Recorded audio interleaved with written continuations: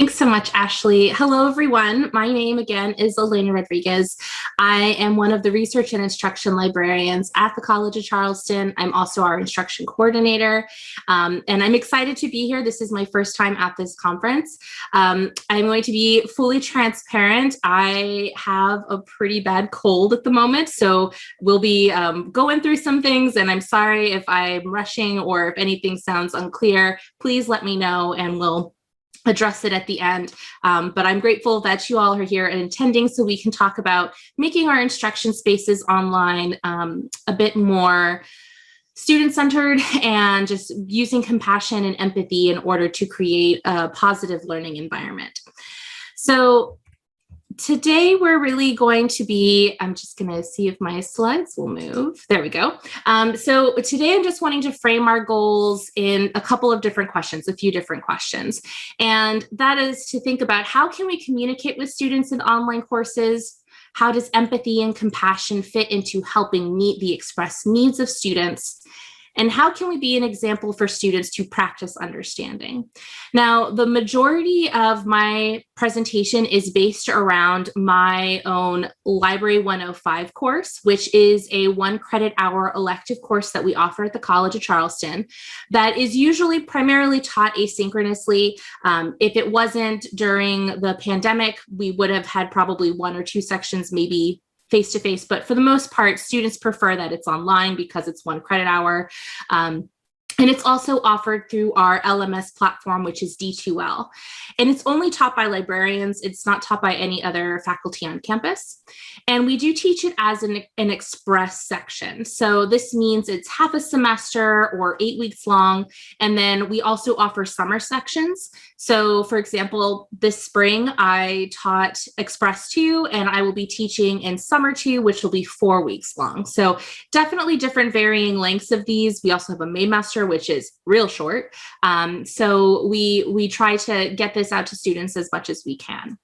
Our courses are grounded in the framework for information literacy, but we are also obviously centering our courses around the ideas of meta literacy and research skills, which is really the term that students recognize. They're not really thinking about terms like information literacy and meta literacy. They're just wanting the research skills. So we use all of the language.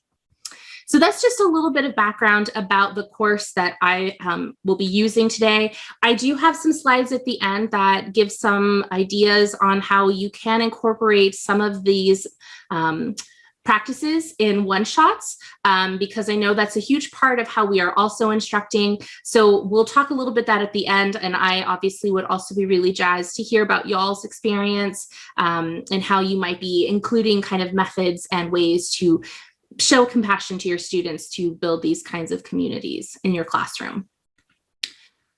So we also have to think before we can really go anywhere is pandemic considerations, or as I like to call it, everything hurts and I'm dying, because that's what the pandemic has felt like. Nothing has really gone right, or things will go right, but then something comes up. You always have multiple plates that we're spinning at the same time. And for our students, it's no different. And I think that this pandemic period has been a really insightful time to be considering what is it that we need to do to support our students and ourselves. And these are all things that I have done previously, pre-pandemic, but doing them during the pandemic in my classes has felt much more impactful, and has made me feel like these will be things I'll do after the pandemic when we're finding our new normal. So just some considerations, we have our students that are spread out over the country. I know we had some students that were abroad as well that were taking classes this past spring in our library courses. They're also taking a greater number of online courses. Maybe that's not the education they signed up for. It might not be the way that they are the best at learning. They might need that face-to-face interaction. We have access issues, thinking about connection to internet and to software, and then general fatigue to the pandemic, and then also feelings of grief, anxiety, and depression. These are all things that we probably deal with generally, but they're also brought to the forefront during this time of just stress, essentially. So the first and main way, really, that I try to tackle my class is to think about communication. And this is really because being able to talk with students is the primary way that I can create a safe environment for them to feel comfortable in sharing things with me, but also being able that I can support them however they're in need of. And in terms of communication, I see this as twofold, essentially. I have this idea of planned communication, so things that are structured around my course, and then also this more personalized communication that really gives that connection that I think students are looking for and that has had some interesting impacts. So I'm going to start by talking about a few of the planned communication methods that I have used in my course. And these will be maybe a little bit technical. They are not by any means exhaustive of a list, but these are just things that I have seen students respond back to me and say that they found them very, very valuable. And when I'm able to, I'll also include some of the student feedback that I've received on my course evals that have mentioned these specific methods. So the first thing is module overview videos. So I section my course based by modules. And then at the beginning of a module, I post a video that basically is an overview. It walks them through the entire course. It is, or not the course, the entire section that we're in, that module that we're in. And it gives them a chance to hear me, to see me, that I'm a real person. I can review the assignments with them. I can update them on grading status, like where I'm at, where we're at as a class, share any relevant announcements. And what's been really interesting too is putting in these little Easter eggs to encourage viewings. It's a little depressing when you put those in there and then you don't really get any, but the ones that get them are very excited. And usually my Easter eggs are kind of right in the middle of the video or close to the end. And I'll just pop up on the screen and I'll say, thanks for watching this video this far. I appreciate you.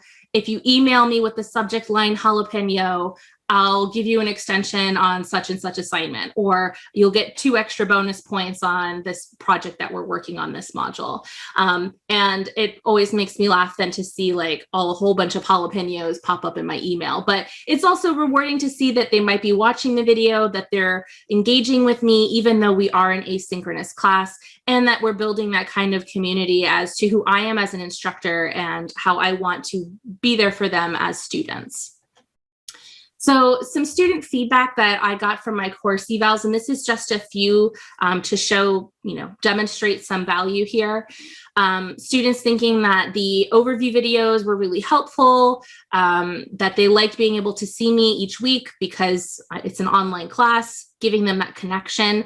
That helped give them some sense of what to do for the module itself, and that it clearly stated objectives of each unit that we were in. So I found that to be really valuable in being able to get that feedback, because even though they sometimes take a lot of time to make and record, the students appreciate them and they will use them. And I also had private emails that came to me as well that were very on board with these videos that we did. So the next thing I have is required virtual conferencing. And this is, again, another aspect that does take a bit of planning and time. And it's more work on my end than I think for them, but it has been very valuable in being able to give them personalized time that shows that I'm invested in their progress and making sure that I can hear any concerns that they have. I think even though I tell my students from the very first day that they can talk to me about anything that's related to the course or just, their progress in the course and things that might hinder them, they often don't make that connection that I'm serious. So having at least one meeting where I'm having them, I can ask them to their face, like, how are things going? What do you have? Are you having trouble with anything in this class so far? Is there anything that I could clarify better? And it's a form of, assessment, if we want to use the technical term, but it's also giving them an opportunity to engage with me so that we can discuss what can be improved and how I can make things better. I also make this a graded assignment. In one module, it's you sign up for an appointment, you get a grade, and if you keep your appointment, you get a grade. And it's just a pass-fail kind of participation grade in the class. And that has worked really well. And I've not had any students say that they absolutely hated meeting with me. Didn't come up in my course evals, but just from more informal review, the students did respond and were appreciative of that time because it was able to get them on the right track moving forward for the rest of the semester. Again, this is another technical option, which would be checklist. I'm not sure what everyone's LMS is in their institution, but again, we use D2L and we have an option to create checklists. I will be honest, I personally hate making checklists because they take a long time and it feels really tedious, and I'd rather use that time to do something else. But my students love checklists. They love the fact that they're able to get a snapshot of the module that we're in, that they can see the overview of what they need to accomplish, that they can then check it off. So they seem to really love it, so I will do it for them. And it's added into the course modules. It's optional. I don't require them to use it, and I keep it really simple so that it is just really linking to their assignments and then what they need to do next.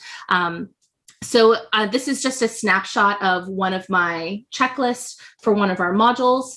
And this was just one example. Some of that feedback, very straightforward. I love the checklist, which was great.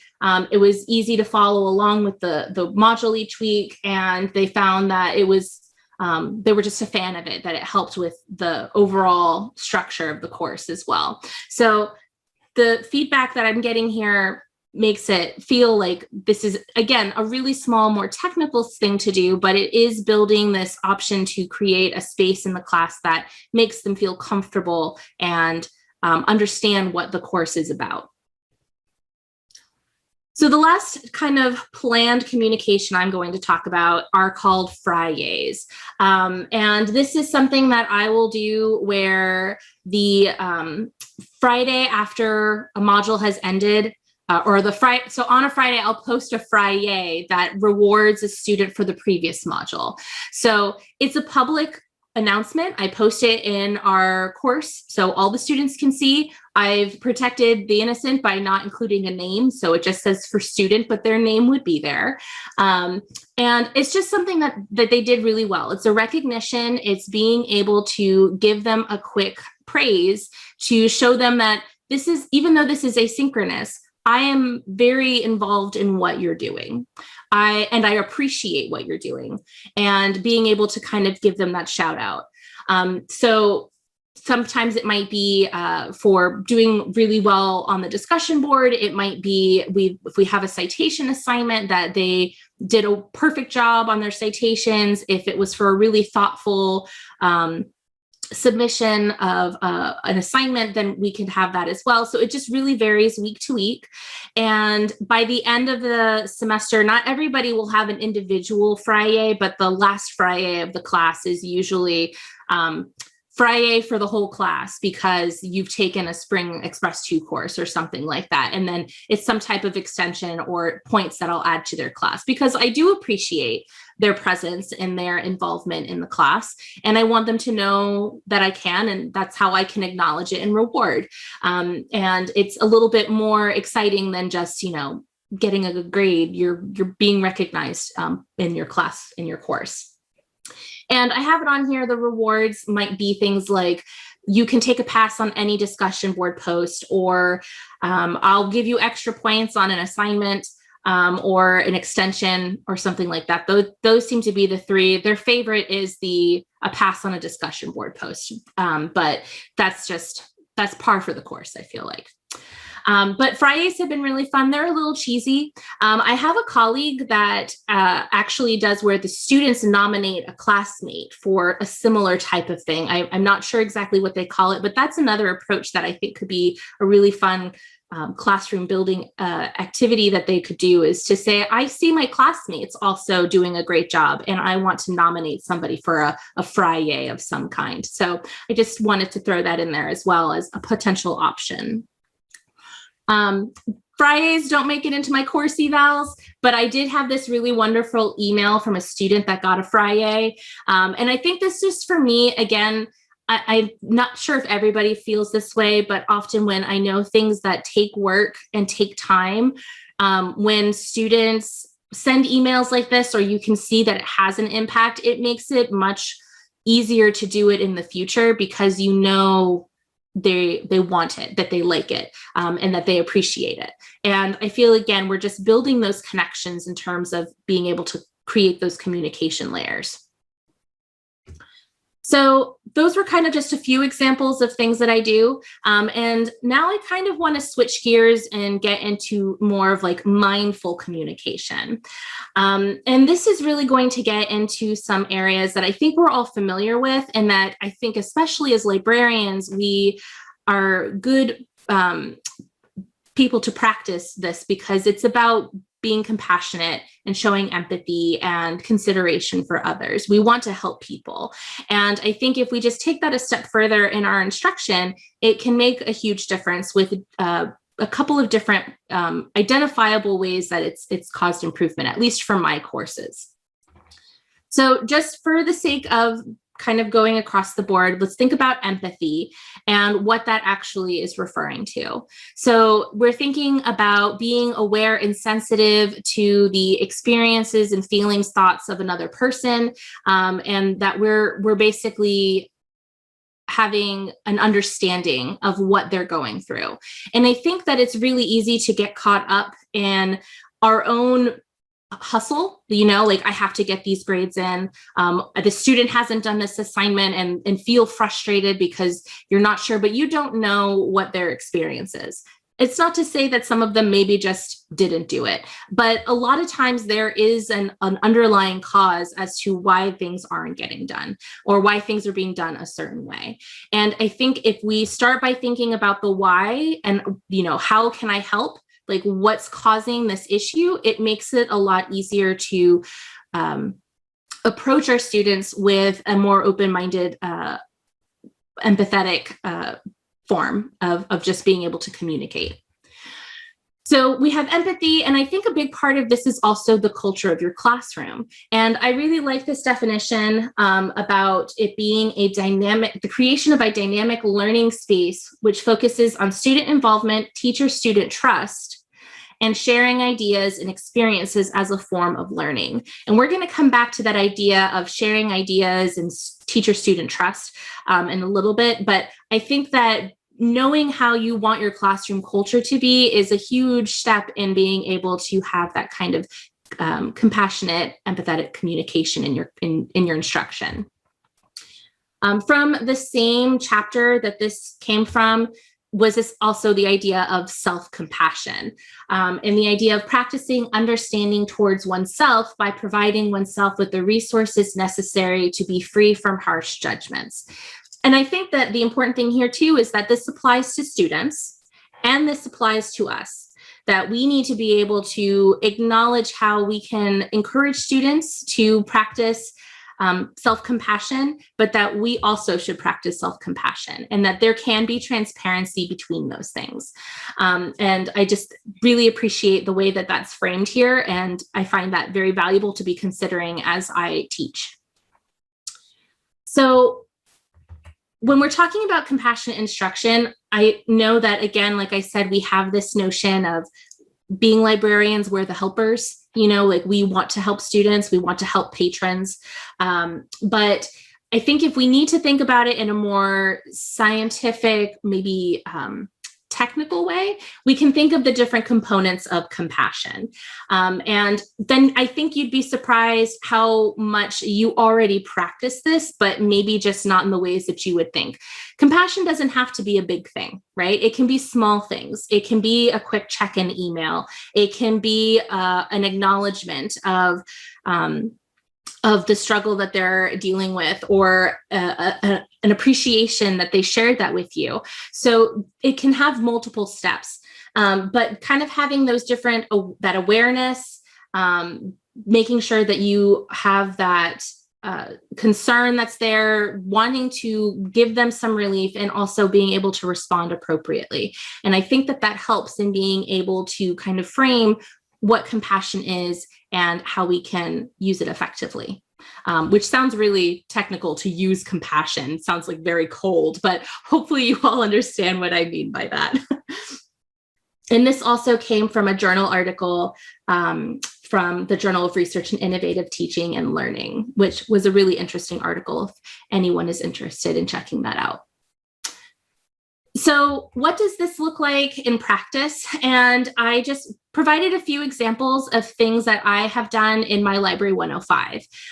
So this might be as simple as encouraging students to reach out when they are struggling. I email and announce it. It's in my syllabus, but like the first week of classes, I'm very clear and upfront that if they're having an issue, even just meeting a deadline, that they should let me know, preferably before the deadline passes, but to let me know and I will work with them. And if they ever need to talk to somebody, that they can start with me and we can get them moving along to an appropriate source if necessary.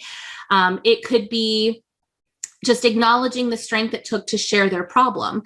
So I can't tell you how many just candid emails I got from students later in my teaching this past semester, where students just opened up to me about some of the struggles that they were having. And it's almost a little emotional, because you just realize what trust they're putting into you. And you're grateful, because you're able to say, I'm grateful that you trust me and that and I appreciate your honesty. Thank you for reaching out to me. How can we move forward? Like, what can we do? And part of that is also working within their emotional load. We're talking solely about the students right now, and there's a whole other aspect of this about our emotional load. But if we're looking at the students and asking questions instead of get this, if you can get this done by this date, that's fine. Instead I frame it as, how much extra time do you need? So if a student asks me for an extension, I usually ask them, what would you think is appropriate? Like, what do you need to get this done so it's a good assignment, a good way of your skills being demonstrated. And they've never taken advantage of it. It's never like it's due on a Friday and they ask for it next Friday. They almost shortchange themselves and make it so that it's going into, less time. And I'm like, oh, I would have given you more. So I usually encourage them to, take a little bit more if they need it.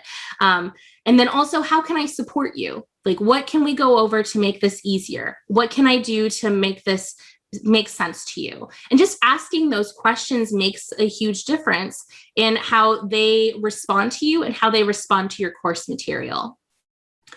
And then lastly, those check-ins, just to make sure, it's the check-ins and flexibility, but to check in with students often and just kind of make sure that they're on the right track.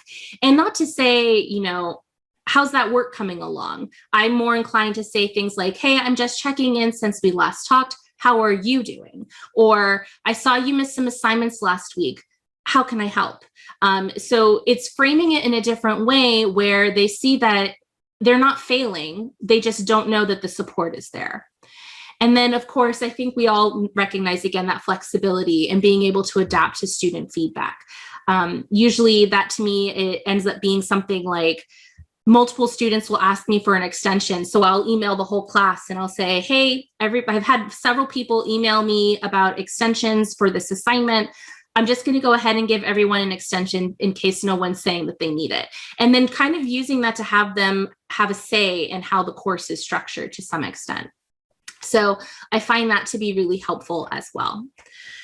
So I'm going to share another slide now that has that student feedback from my course evals. There's more on this one, but you don't have to read everything. I know it's a lot, but essentially students see it and they recognize that effort that I'm making. And it is kind of like, a pat on the back to some extent, but it also, again, it's a very rewarding feeling to say, they could see that there was an effort being made. They appreciated that there was an openness there in the classroom, that they felt like they could come and talk to me. And that's a really good feeling to have. And it makes me also proud to have those students who got to that point, because if they can be that way with me, they might be that way with someone else that can help them even further. So that's kind of my goal, essentially. So that's just some positive reinforcement for me, I suppose, on getting that feedback that it's working, that they see it and they appreciate it, even if it's small gestures. So now that we've talked about that, I think the last thing I really want to touch on in terms of, empathy and compassion is to practice what we preach. And I love this quote from Brene Brown about, we are raised to believe it's important to be brave, but then we're taught not to be vulnerable.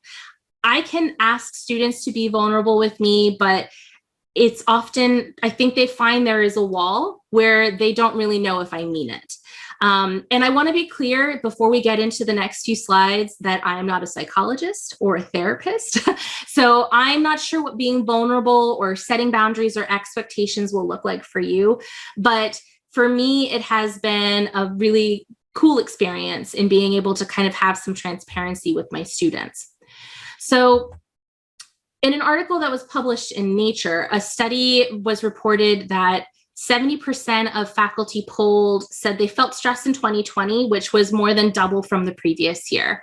And I think that's pretty obvious. We're looking at this specifically in the context of the pandemic, but the pandemic isn't over, and it's getting better, but we don't know what's going to happen.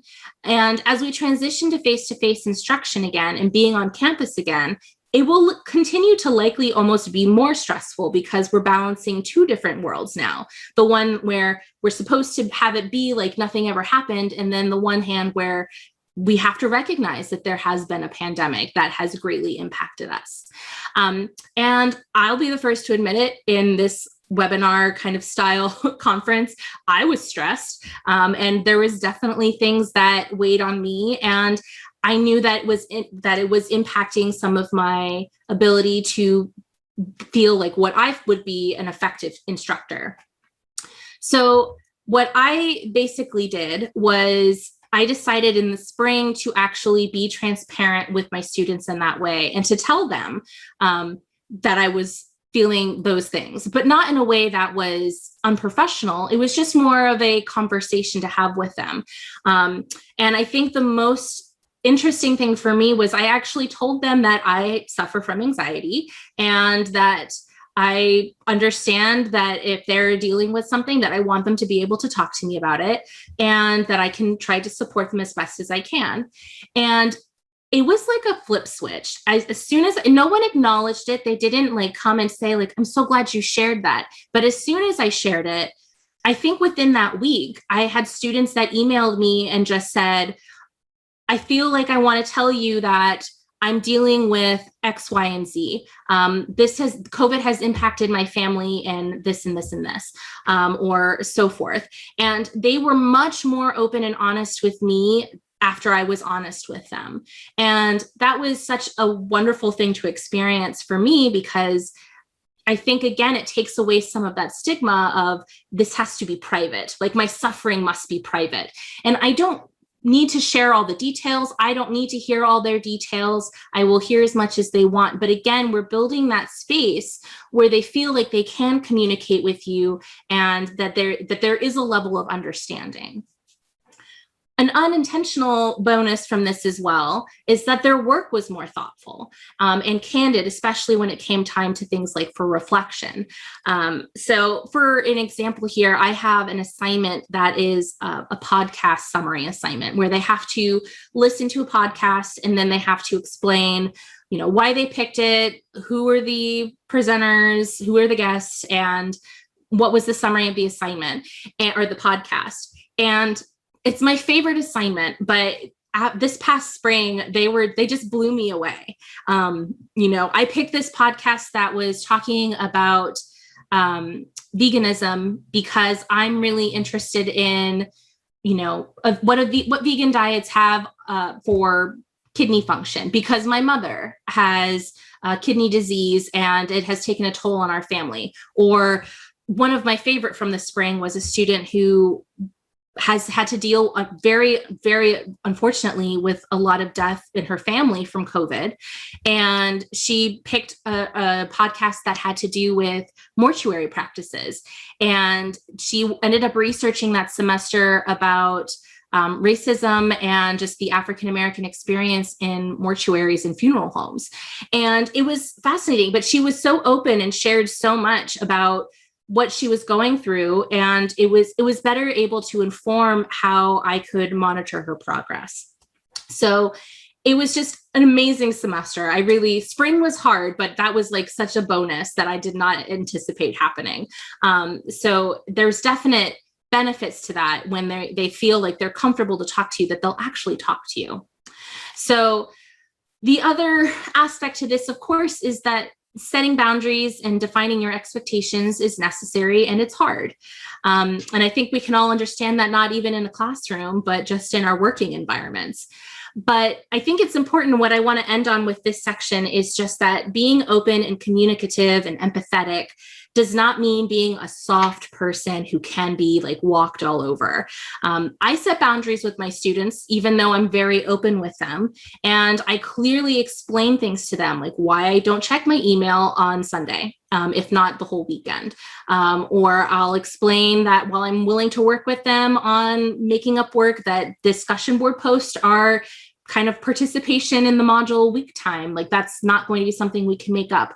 And there's other things as well. So I think that that is a huge thing to remember, that we don't have to give so much of ourselves, even though it might feel good because we're getting the response we want.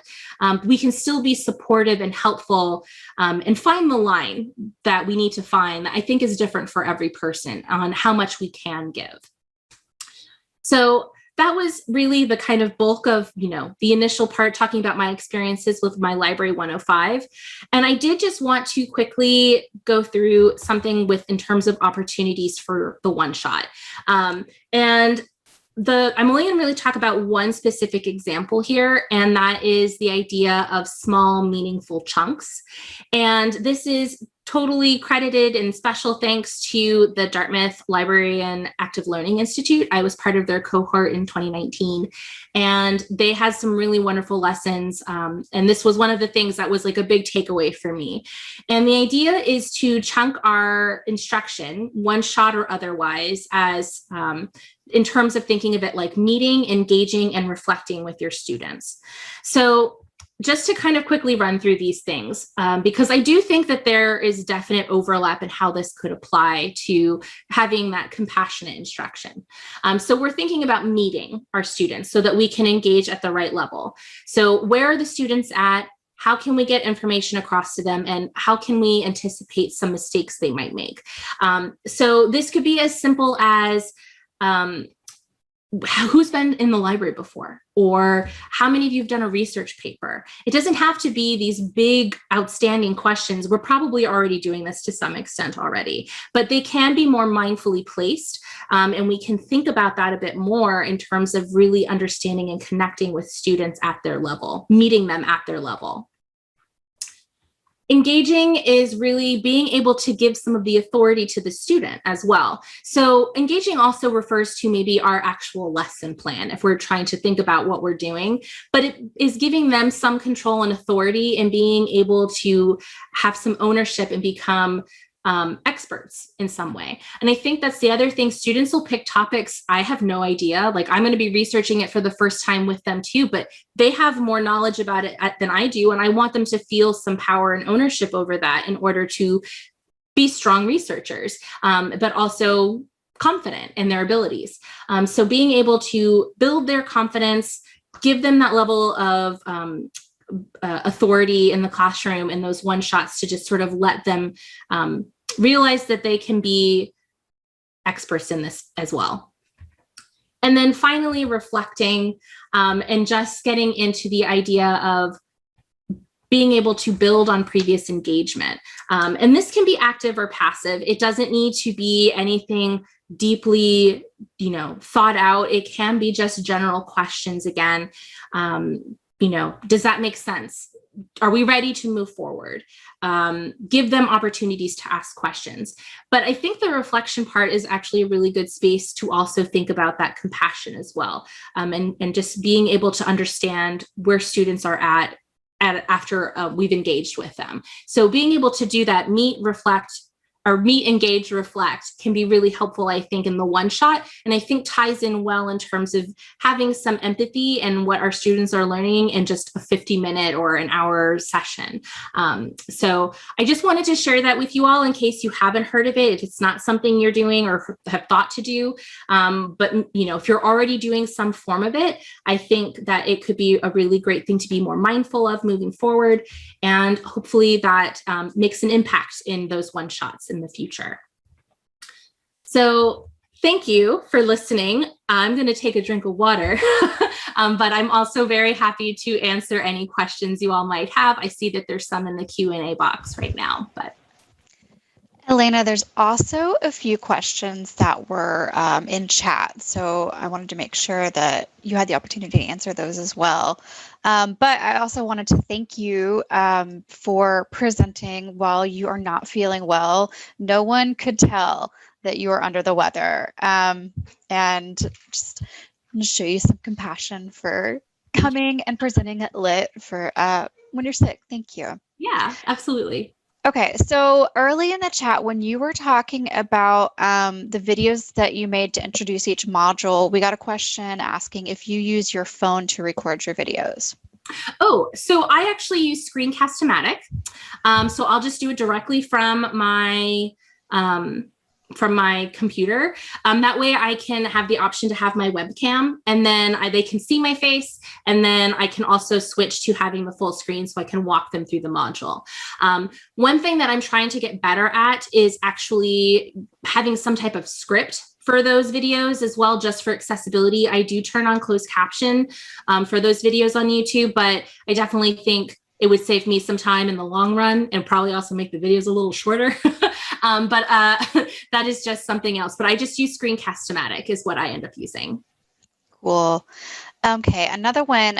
You posted several examples of student feedback in your presentation, and someone wanted to know if your feedback was from an institutional survey or your own survey. So that feedback that I provided is from our institutional one. It is the course evaluation that goes out to all teaching faculty, or that goes out to all students for their faculty in the College of Charleston. I do also have my own survey that I kind of give at the end, more of like a post-class survey, just to kind of gauge things that might be still missing. But the feedback on that is definitely more geared to the class itself and not necessarily my instruction. Okay, so getting into the Q&As, I think everybody is pretty excited about you as a teacher in terms of your philosophy and in your the nuts and bolts of your instruction. So first question is, how did you get to this place of teaching with empathy? Did you start out that way, and or were there light bulb moments? That's a great question. And I will be very candid here. I have had friends who have not had good experiences with faculty, not being supportive and not being empathetic to their depression, their anxiety, what they were going through. And it was definitely something to witness as a best friend, to see someone going through that. And when I realized that this was something that I wanted to do for my life, to become a library instructor, to be in this role, I sort of had that always in mind, that I was never going to have a student feel that way in my class. Mm-hmm. So I think this happened pretty early on, honestly, during my college experience, that I realized that if I was ever in a position to have students and be impactful to them, that would be one of the first things that I would really want to do. And I think that the pandemic has really geared that up for me, because I feel that we all could practice a little bit more empathy in general. And I think that's something that's obviously being talked a lot about more, because of the pandemic, but I think it started pretty early on, and being able to have students feel like they could safely communicate with me and trust that they had somebody that was going to support them, even though they might not have that experience with another faculty member. So that's kind of was my, I suppose you call my light bulb moment. Happened about, well, I don't remember what year is it. What year was that? It was probably about 7 or 8 years ago. So, but that was when my first light bulb moment happened, I would say. Yeah, I think that a lot of people could probably relate to that. Yeah. And I have seen a lot of comments in chat about how fortunate your students are to have you as an instructor. Y'all are so sweet. Thank you so much. That's very kind. Okay. I hope they feel the same. I think they do. Okay, so we have someone asking if you would be willing to share your syllabus and assignments for your Library 105 course. Absolutely. In fact, what I have a website that, let me pull that up really quickly off to the side here. Is everybody okay? Do we need to see my thank you slide, or can I stop sharing my screen? That might make it a little easier. So I'm going to, yeah. Okay, I'm going to go ahead and stop sharing just so that I can have another screen open. But I'll pop that link in the chat. It has my syllabus, and it has a few sample assignments in there as well. So I will be honest, I haven't updated it in a few months. So it's not the most current, but it is a pretty good depiction of kind of what my class is and how it's laid out. So I'll put that in the chat as soon as I get that link up. And while you're working on that, we have a question. Do you have a big research assignment, like a research paper or annotated bibliography, or do you focus more on smaller activities? So I do a mix. I have so backtracking there, our kind of library department assignment, our signature assignment, is an annotated bibliography. So all of our library courses have that as their signature assignment. Everyone's looks a little different, but we have the same grading rubric for it. But I also have weekly module assignments that basically build them up to that annotated bibliography. So I actually started with my course that each module, each module is framed around a framework piece. So if they're wanting to get into searching as strategic exploration, they do a research log, and then the sources they find from that research log go into a workbook that they then use for their annotated bibliography. Or if we're getting into authority is constructed and contextual, they do a quick evaluation on the authors of those sources, and that way they have the first part of like their annotation when they get to it. So the goal is that the weekly assignments or the module assignments build towards the big project.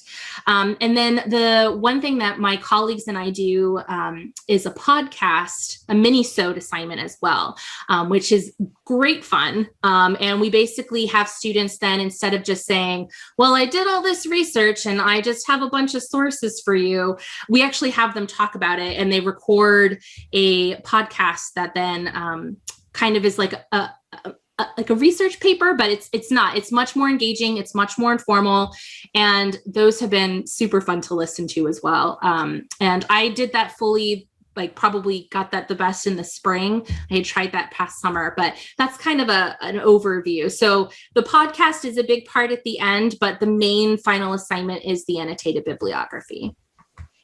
I love that. That's incredibly engaging and creative. Yeah, we were hoping, so this is an example of listening to my students. It was supposed to be a group project in the spring. We were supposed to have them kind of work in pairs and interview each other and be able to kind of, have it really be like a host and a guest in a podcast. But when I started meeting with my students in their virtual appointments, a lot of them were like, I really don't know how that's going to work. And I'm really stressed out about it. And I was like, okay, we can make this shift. And then we ended up making it so it was an individual assignment. But I think in the future, having it be a paired assignment would be really fun. But I might need to think about how I structure my course to make sure that that's more scaffolded in, so that they are able to have that time to do that the best way possible. So love that. I feel like you've already addressed this a little bit. We have someone asking about your grading process and philosophy. Oh, and thank you for posting that link. And they're wondering how you practice, if and how you practice compassion in grading and feedback more broadly. That's a great question. So thinking about, I'm just looking at it in the Q&A to make sure I don't miss any parts. So I basically try to keep the grading I use a rubric for most all of my assignments. I think there's some that are pass fail. But in terms of practicing compassion, I definitely look at the grades as a whole. I think this is probably the best way to answer that, where if as a whole, the class did really mediocre on a specific assignment, then what I'll do is offer an opportunity to maybe redo part of the assignment to get like extra points. So they get the grade that they would get, but they have the opportunity to improve, especially after I talk with them and make sure that I'm clarifying the things that I didn't clarify the first time. So that's one example. Or this was an unfortunate example, but I know this past spring I had issues with my syllabus quiz because there's so many sections of my Library 105 right now in my D2L, and I ended up accidentally updating one in a previous semester. So my syllabus quiz was wrong, essentially. It was a big whoops. But like, again, teachable moment, sharing and telling the students, hey, I made this mistake. I'm really sorry. If you do the syllabus quiz to the best of your ability, everyone's going to get a pass. I will correct your answers, but you're all going to get 100 on it if you try to do it. So like, that's another thing about, having understanding and owning up to those things. And I think that's a lot of what I do. In my feedback, I definitely make an effort to communicate appreciation for when they've really gone above and beyond. And even if they haven't, to find the good and being able to show, this is what you did really well. I really appreciate this. I can see that you spent time doing this component. I think what we can work on moving forward is XYZ. Where like I think this was something especially for their rough drafts of their annotated bibliography, to give a specific example. And I tell them it has to be within a certain, has to be at least this many words, essentially, because otherwise I would, they're still students. They're still going to try to skirt around doing the least amount as possible. But they'll give this annotation and it'll be 3 sentences. But being able to say, hey, you know what, you did a really good job, summarizing the authority of these authors and the explanation and how it relates, but we need to beef this up a bit. And so here's where you can do that. And then giving a lot of that feedback in that point so that they can see how they can improve. And then I do take off a few points, but I'm not like butchering their grade. But, I try to kind of scaffold those things in where we have that rough draft so that the final draft will be where it needs to be or as close to where it needs to be. And there's a huge step up from the rough draft to the final draft based off of the meetings and then also the feedback that I'm able to give. So I hope that answers that question sufficiently. I think that's great. We have another question, and I also have a question, but we are bumping up against, oh my gosh, we have even more questions. People are really, really invested in the work that you have done, and I think that's great. We are bumping up against time, but do you want to hang out and answer more questions, or do you want to go get in bed and drink tea? I feel like talking a lot has actually helped a lot, so I'm good to hang out. I probably will sleep really well after this is done. Great. Okay, great. Okay, so we've got someone asking if you could share the small, meaningful chunks Dartmouth link in the chat. That's an easy one. So let me see if I can find, I'm trying to remember where they would have posted that. I was planning on sharing my slide deck. If that's something we can post to the website too as well. And that might be an easier way right at this moment. Does that work? Okay, great. I'll see if I can find that small meaningful chunks though. And I realize this last question is not actually a question, but more of someone relating to you. They said that they found that LMSs were so bad because it takes so long to find sections. So I think we all hear that. Yeah. Okay. And my question is, I think everybody's really impressed with the amount of care that you give to your students through your organization and your feedback. But how do you care for yourself and negotiate the stress of providing so much emotional labor? That's an excellent question. So whenever we teach our Library 105, there's usually another person that's teaching with us. And I make sure my colleague is okay with it, but I definitely communicate with them a lot and work with my team, like my colleagues in my department, to really kind of share some of the stress that I might end up feeling. And that really helps. I think it is really amazing to the people I work with. And this is just a general shout out to my amazing colleagues. And the fact that if I'm spending so much time doing this, and it means that I can't be sitting on our desk for 3 hours in the week or something like that, that they will either volunteer or be totally willing to pick up some of those shifts for me. So I think, in a group setting, having that really amazing collaboration with my colleagues is super valuable.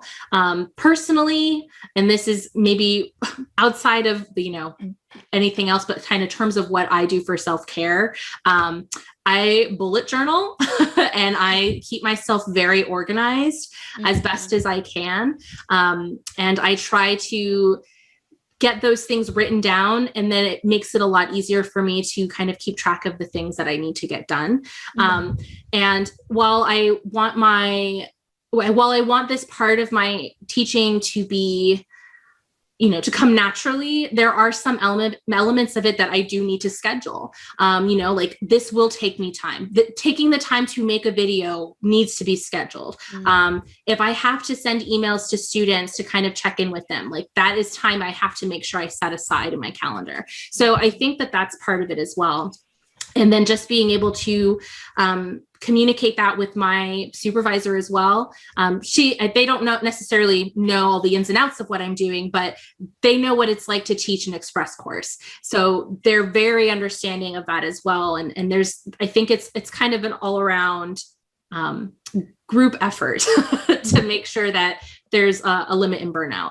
That was definitely hard during the pandemic, just because you can talk the talk, but it can be hard to walk the walk, because my colleagues would pick up shifts for me, but then, something else would get put in your lap, So I think there's also that practice of them saying no and being able to say, I want to do this. If this was under any other circumstance, I would be able to help you with this, but I cannot right now. And let me try to help you find somebody that can be a better support for that. But I have a hard time saying no. I will be the first to admit it. It's the people pleaser in me. But that's something that I'm working on actively to try to do better at, and to make that difference in my workload and my life, essentially. Well, this was really great. I know I learned so much. The feedback in the chat has been extremely positive. Thank you so much for your time. Yeah, absolutely. And I'm going through and reading some of those chats now, and I just appreciate y'all for being here. I wish that I had been able to have it up. I had too many things on my screen, so it was just not going to happen. Understood. But I appreciate y'all so much. Thank you. Thanks, Elena. And thanks to everyone else. We will see y'all tomorrow for our final day of LIT.